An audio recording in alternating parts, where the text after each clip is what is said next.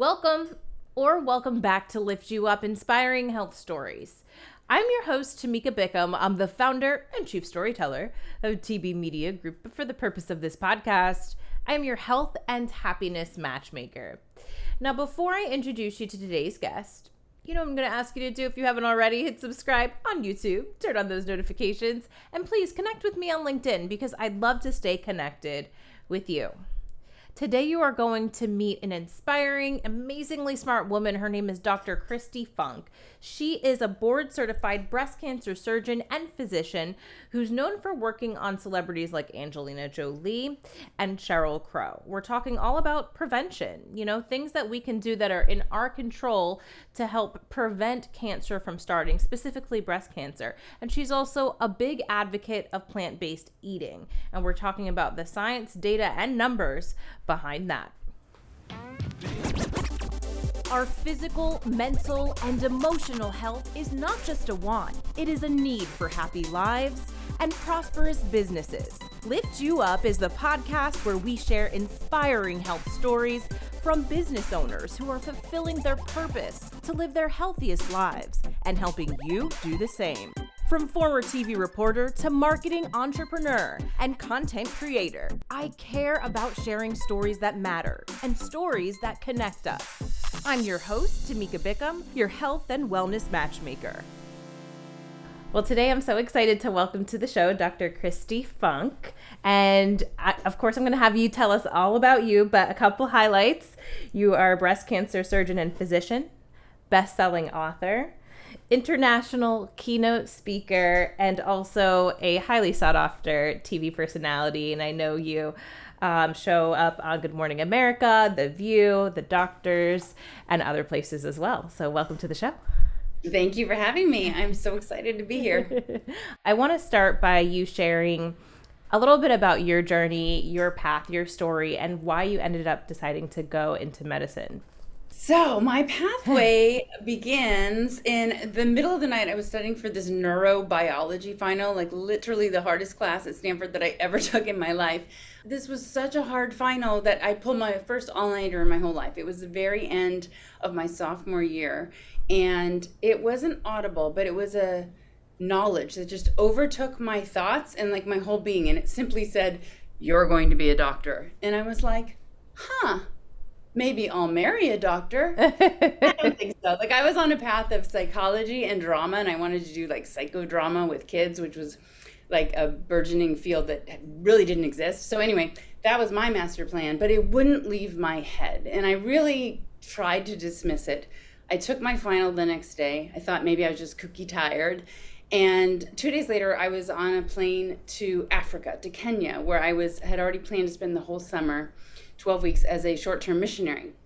And so I was out in the bush teaching religion to kids through an interpreter. And that was how I spent most of my days, but with all these kids all the time. And I couldn't speak their language, but we had this bond, and it was so fun. And I'll never forget, it was a literal moment where I was sitting in a circle on the ground in somebody's dung hut, and I was making them laugh because all of their moms could carry like a mountain of food or buckets of water on their head and like jog 10 miles without dropping anything. Mm-hmm. So I had put all these two potatoes on my head because I was trying to make them laugh, which was very successful because I couldn't even couldn't do that. And, so as they were laughing, boom, it just hit me like, you have to listen to that voice. Health matters so much, and disease in all of its various forms steals, robs, and kills people of joy. And you're going to follow this path. So I did it. I changed all my classes at Stanford to be pre-med. I had to take an extra year afterwards to finish some physics and whatever. And then I did med school, and it was in med school. First day of clinical rotations, first thing I did was trauma. And I was just in love with surgery, with the immediacy of here's a problem, I can fix it. And from there, I did my surgical residency in Seattle.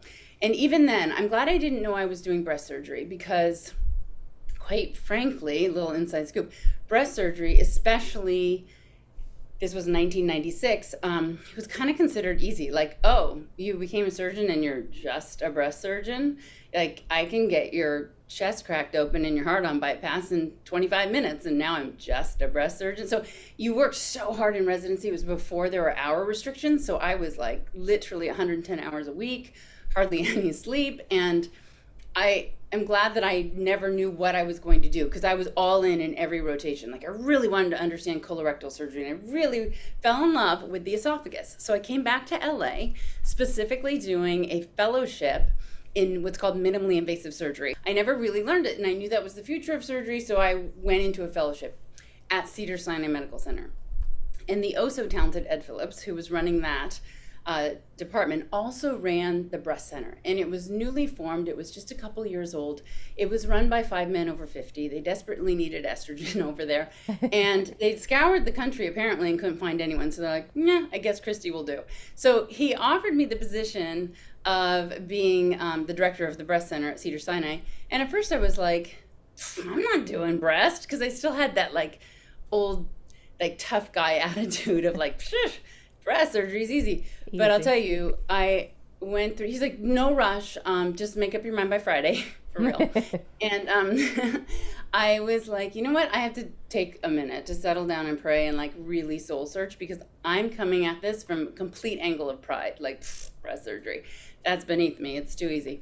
And that was a big week for me, because I realized that it's not just breast surgery to any woman who has breasts. And I was given on a silver platter the opportunity to dive deeply into an organ and all of its pathology and problems that women and men care deeply about. And I took something that might have been dismissed as not complex enough, and I made it complex. I made it multifactorial and really interesting. So I was pushing the envelope, and I just dove in and have had the time of my life these last 20 years. Wow. Fast forward to now, and you said this is what you've been doing 20 years. Tell me about where you are now in your career. When I did take a position as a director of patient education at Cedars-Sinai in 2002, and that lasted till 2009, when my entrepreneurial husband and I birthed the Pink Lotus Breast Center. But accidentally, or unbeknownst to us, we literally opened doors on March 23rd, 2009. And if you would like to Google the Dow Jones graph, you will widen that and see that, bing, it was literally the absolute nadir of worldwide financial collapse. Oh, wow. So I had taken on an 8-year, $50,000 a month lease in an 8,000 square foot space that had 2 operating rooms. I built an imaging center. I had solicited 3 surgeons to join me, but it was my place and my lease. And when we opened doors, within a month, all those surgeons, they were like, yeah, we're not coming. Like, it's all too scary and uncertain, and I'm just going to stay here and where I know I'm making my money, because they're salaried by the big institutions around me. Overnight, it seemed, I couldn't get access to anything. There was no credits. They took my credit cards away within a couple of months. I didn't even do anything bad yet. And then everything was cold hard cash. Like, basically, if I wanted suture for the OR or gowns for people to be in, or it was a nightmare. We started borrowing right and left from like any enemy I had. I didn't care. Even if you didn't like me, I'll take your money for 30% APR. Sure. So the banks weren't loaning. It was really rough. And, did I mention I was 4 months pregnant with triplets? And through all of that struggle, which went on for a decade, there are just some unfortunate things that you cannot predict or foresee. And it's a very on the edge business. It's not unlike a restaurant that might be profitable, but you're literally walking a 2 to 10% margin if you're wildly successful. So one false move, one thing that goes unnoticed, can be like a financial catastrophe. And it unfortunately happened a couple of times. But because of that, we kept being creative. We kept being gifted. It always seemed like, I know that God did not take me this far to fail, because miraculous things would happen along the way and doors would open that I never even would have looked at if I didn't so desperately need the money all the time to stay afloat. So one of those things was writing my book. So I wrote a book called Breast, the Owner's Manual. And in 2017, I wrote it, came out in 2018. And I would have written a book. I've always had it on the back burner, but I wanted the boys to go to college because I knew it was going to take all of me to write it. And I needed the money, so I shopped it around with a book agent, got the advance. So I needed the advance money to pay the rent. So I write this book, and I go deep diving. I needed all of it to be truthful and accurate because I don't want to spread falsehood, number one. Two, I needed it to be bulletproof because I knew bullets would fly. And most importantly, I just always need to be right. Makes me delightful to be married to. So every time I wrote a fact in that book, every time, it didn't matter how many times I'd already said it, 80% of breast cancers are fueled by estrogen. Really? Maybe it's 82. Dive into the literature. So here I go, and this is the important part, to prove that the way I ate was correct. Yeah, I just dove into the science to prove with science that this way of eating, avoiding red meat and most processed meat and carbs was my plan. Blown away by the rock solid evidence in the nutritional science, which no MD ever gets, about how dangerous and deleterious to your cells eating animal protein and animal fat is. And on the flip side, how incredibly healthful and building up and removing of all the toxicities that cancer and all killer diseases love, plants are. Mm-hmm. And after a few weeks of that, there was a single day, my kids came home from school, and I ran downstairs, glad that they were still alive, because I'd been pumping them with processed organic chicken breast and like mozzarella sticks that day. And I really come to my absolute conclusion that the healthiest diet on planet Earth is clearly a whole food plant-based diet. So I run downstairs, I'm like, boys, come here. They had just turned 8. They were a couple days over 8. And they run to the fridge with me, and I fling open the doors, and I'm like, boys, we're going vegan. And they're like, yeah, what is vegan? and that transformed my personal life and my professional life. I have so much more to offer women now when they're in that dark moment of being diagnosed, and they're like, what do I do? What do I do differently? 'Cause everything I've been doing, thinking, saying, eating, got me to this moment, and this moment is cancer, and it's dark and it's scary. So how am I going to emerge out of this moment changed? And many of you listening right now will probably agree, and maybe have had this experience. You might ask your doctor that exact question, like, what can I do differently? And 99% of the time, the answer is, oh, honey, you did everything you were supposed to do. You just live your life. Right. Really? Because I'm not trying to blame your lifestyle or anything on you. I'm just saying that was your wake-up moment. That was the pivotal moment where you say, maybe this cancer came not to kill me, but to change me. Is there something I need to learn, that I need to do differently to make my life back to Africa more joyful? You know, I have a content marketing agency, which doesn't seem to fit, but the health and happiness is so much a part of our core values that I wanted to share these stories. And the reason I started this podcast is because I was having 3-4 years ago, really bad autoimmune symptoms. And I dove into research because, the first thing that they do is here, take this steroid. That feels terrible. And I'm like, this isn't working for me. And there's got to be another way. And I found this doctor who ended up reversing her own lupus and had tested negative for lupus for 16 years and has helped others reverse their autoimmune, thousands of people, through a whole food plant-based diet. So I just took these courses and from one day to the next threw out all of my animal products and totally started to change my diet.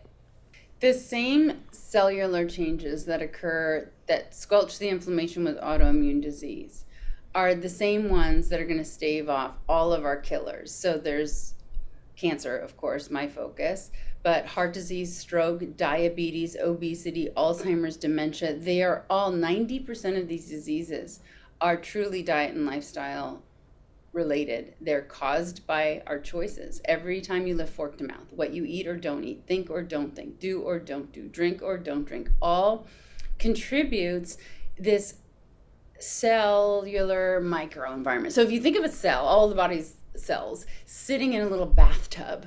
That bathtub, when you chew and swallow, you're swallowing down food that becomes broken down literally into molecules that then go into the bathtub water. So it's either like elevating estrogens, which fuel 80% of breast cancers. I was right about that stat. Increases growth hormone, in particular insulin-like growth factor, IGF-1, and creates angiogenesis, angio blood vessel genesis birth. So the birth of new blood flow. Every cancer of any subtype needs to create its own blood supply to bring itself its nutrients if it plans to grow beyond the tip of a ballpoint pen, that size, a couple millimeters. It has to create blood flow. So those things happen whenever you chew and swallow animal protein and animal fat. That leads to a cascade of inflammation, DNA damage, free radical formation, ultimately impairing your immune system from seeking out and destroying deranged cells. And that power is so awesome because when what's on the end of your fork is a plant, is kale, is that avocado, the bathtub becomes anti all of that. Anti-estrogen, lowers IGF-1, literally destroys the angiogenesis of a tumor, takes away its blood flow, takes away its exit strategy out of, say, the breast into the liver or lung, those same blood vessels. And that is empowering. And I love that about being able to help women make changes. And they can be incremental. You don't have to do the dramatic fridge filling one day, right? We're going plant-based. I do like saying plant-based more than vegan, although I might use the word vegan in that story, just because plant-based is really the way. You can eat Oreos and have beer and a bunch of French fries and highly processed cookies, cakes, and ice creams that are all vegan, and it's junk food, right? Because it's not a whole food that comes from a plant. So it is more descriptive to say whole food plant-based. The big springboard then from the book was I realized, now I did it. I wrote the book and I can reach these women across, and it's in 10 languages. So it's all around the world, and I can reach all of these women that I never would have, met at the Pink Lotus Breast Center. And you know what? It wasn't good enough. What I realized is that people also crave community. So my husband and I created different types of communities, but it's all under this one heading. We call it Pink Lotus Power Up. And it is such a fun, interactive, amazing group of thousands of women all over the world. There are many different ways to connect and learn. It's filled with blogs and educational tools. I have my Cancer Kicking Kitchen in there, which has interactive recipes and actually these like pop-ups that show you like turmeric. Well, why'd you put turmeric in that? Boom. And I give you like all the anti-inflammatory, anti-cancer, anti-diabetic things that go along with certain ingredients, so you really feel like you're chewing and swallowing down these weapons of health. One of my favorite things, they used to be called Funk Buddies, but then Andy, my husband, helped me put it online and made it global, and there are thousands of members now, and it's such a beautiful thing. And it was I created it because of the facts behind that LACE study. And that is like, not everybody has a best friend, not everybody has a family that they like, but everyone can have a breast buddy. So it's called Breast Buddies, and you can find it at PowerUp or just breastbuddies.com. We'll go there. And what it does is it's totally free. All of the PowerUp stuff is free. You put in, if you're newly diagnosed or if you've been there, done that. So we've got 2 sets of women. It's just for the breast cancer patient population.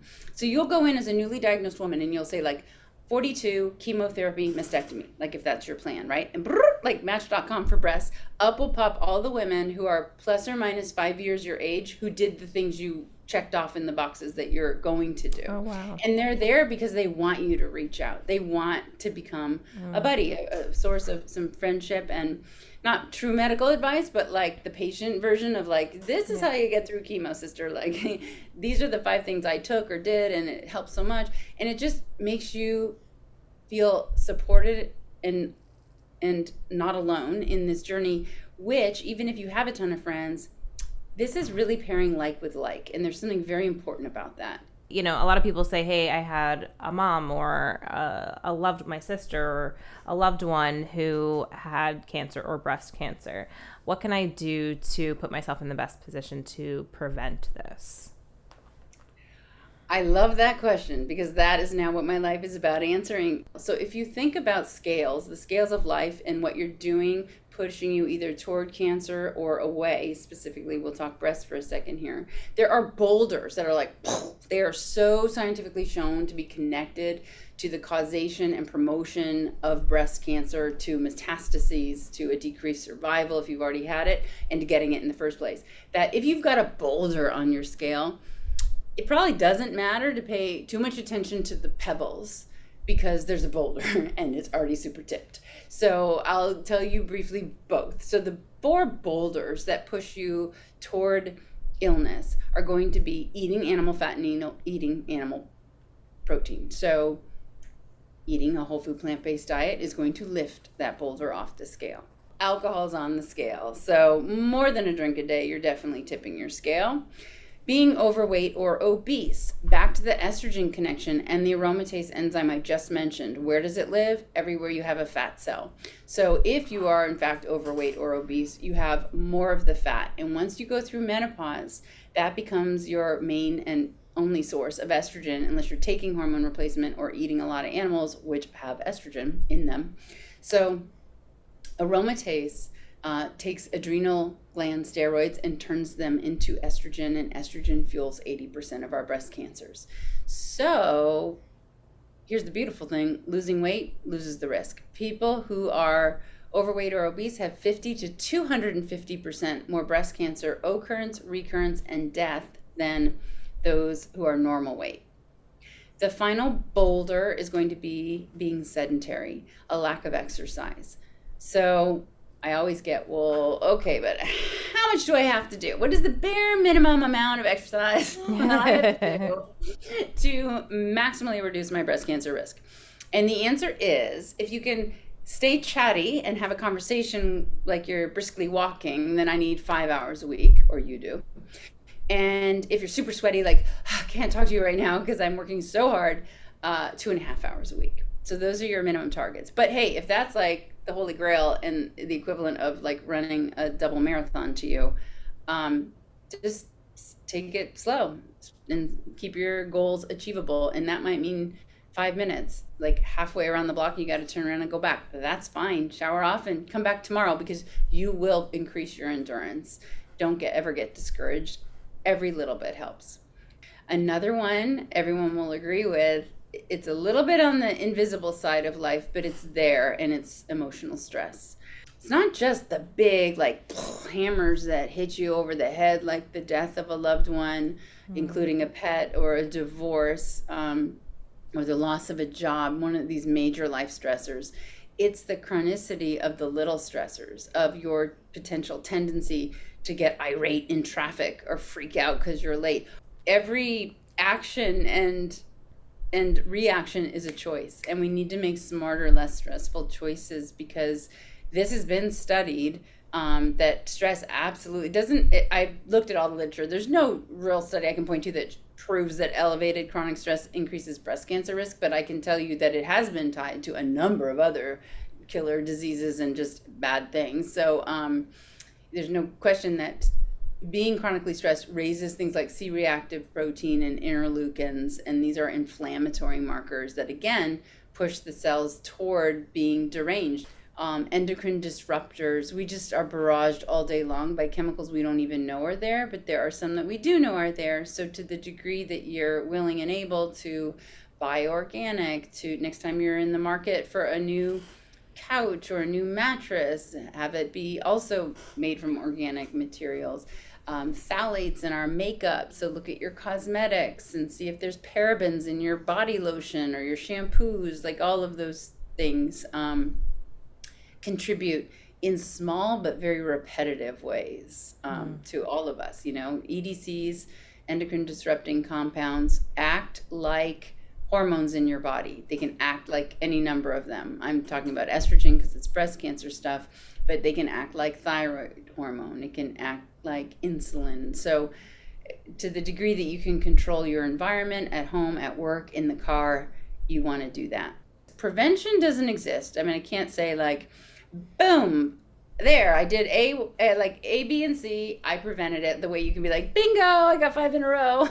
Right. It's not that definitive. You won't know until the end of your life if you successfully avoided or prevented breast cancer. But along the way, you can absolutely maximally reduce its impact. What should women be doing to stay healthy from the perspective of like, right, we know we should be doing those like self-breast exams, but anything we should be keeping an eye out for, as we're going through life? Certainly, as it pertains to breast cancer, I have a video, we can put it as a link that I made. It's like 4.5 minutes. easybreastexam.com should get you there. It's all on our website in the Power Up section in the educational part. But I made this video all about how to do a good self-breast exam, because a lot of women just simply don't know, and it wigs them out to even think about touching their breast because everything just feels lumpy and bumpy and scary. Mm-hmm. So what you want to do is make it a very methodical thing that you do once a month. If you're still having your periods at 7 days after you bleed, that's when your breasts are least tender and least lumpy, and you want to be consistent when you do it in your cycle, so 1 week after your period. Or if you don't bleed anymore, you would just do it on the first of the month and kind of check it off your calendar. So have a look at the video to learn, but one of the things to watch out for is just visual change. Like, be aware of your breasts. Every once in a while when you get out of the shower, just stand there for a second and stare at your breasts, because they should be the same size and shape that they always were. There shouldn't be any thickness or redness to the skin, any dimpling in of the skin. Wherever your nipple points, it should still point. If it's always been in any, it should still be in. But a change in the nipple is a problem if it's getting flatter or inverted, especially on one side. Any lump you feel, obviously, but lumps also in the armpit, which would be a lymph node issue. So learn how to do a good self-breast exam and just start without the intention of like having to understand anything. Like, do it for 6 months, maybe right after your doctor checks you or you have your imaging for the year, so that you feel like, okay, I don't have cancer, so this is how my breast feels without cancer.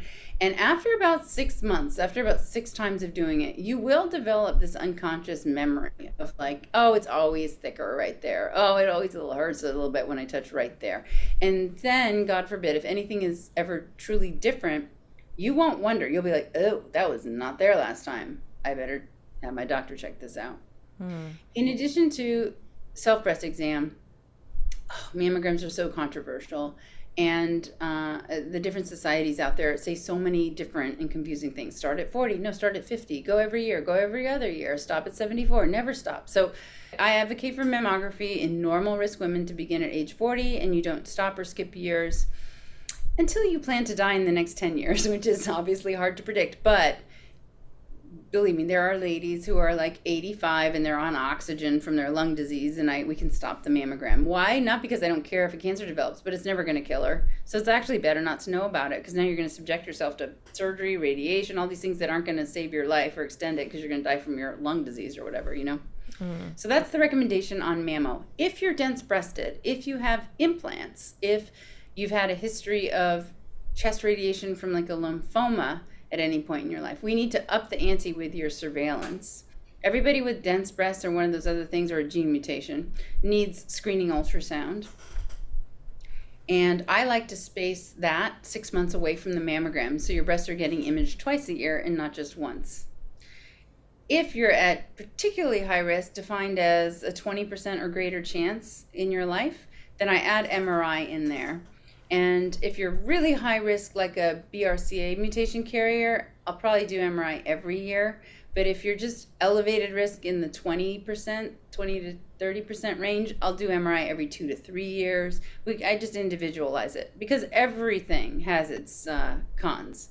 So that's it. Self-breast exams, clinical exams with your doctor once a year, and then mammo beginning at 40 for normal risk. If you're dense breasted or have other risk factors, add in the ultrasound. And if you're way higher risk, above 20%, then add the MRI in every so often. Okay. Great information. Lastly, I definitely want to spend a little more time talking about the summit. I know you briefly touched on that, but tell me why you decided to start the summit, who it's for and what happens. Yes. So the summit is for all women and men, although the room is definitely mostly women. A lot of husbands do pop in and out and then go golf or something, but it's definitely meant for every woman. It's not about you have cancer and now let me talk to you about surgery, radiation, I don't talk about the treatment of breast cancer during the summit. It's a deep dive into exploring all of the things that I've learned over the years definitely contribute to illness or health, depending on your choice. So it's really empowering. We get deep into thinking. So why you think what you think. We talk about self-talk. And I always, at the end of each section, leave people with strategies, because it's useless to get fired up about something and then go home and be like, I don't know what to do. Right. I'm still negative in my thinking. How do I change that?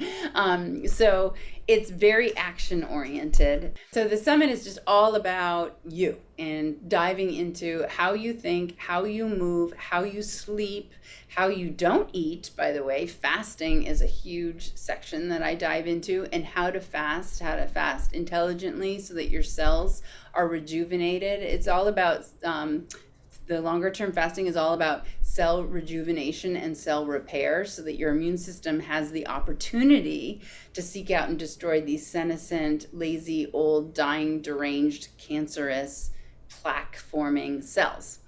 So fasting is a huge component to your lasting health. And social relationships, love, community. We talk about that, forgiveness, holding on to anger, resentment, the past, the future, like the sources. We talk about meditation and how that is such a useful role. And we learn it. We learn meditation if you're a newbie. So I just encourage everybody to come. It's just like an amazing getaway, but you can also do it virtually online. I created it as, you can just view it at your discretion, click into certain trees and things. Like, I want to hear what she has to say about learning. There's a learning tree that I love that challenges you to take on new capabilities, and it lays down new neuron pathways in your brain. And that's ultimately what it's all about. We're not living if we're not thinking. Not to get too Descartes about it all, but I think therefore I am. It comes down to brain health. It's just a magical time. Awesome. Well, tell everyone how they can learn more about you, the summit, find you online, social media, all the things. So at Dr. Kristi Funk with a DR. So at Dr. Kristi Funk is my social handle. pinklotus.com will bring you to the main page, where you can then jump into either Power Up, which has the kitchen and the summit and all the chat groups and breast buddies, into the breast center. If you ever want to meet with me, I do plenty of virtual and Zoom consultations as well. And into Elements. So Pink Lotus Elements, we haven't talked about that.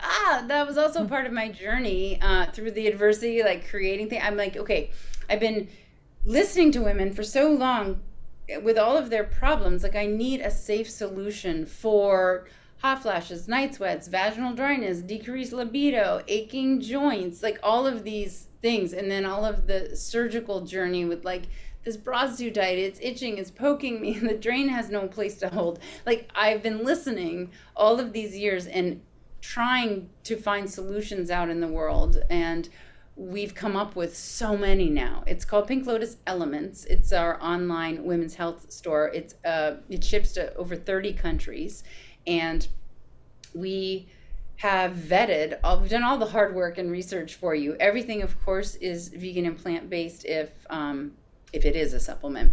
Many of them have randomized controlled trials behind them.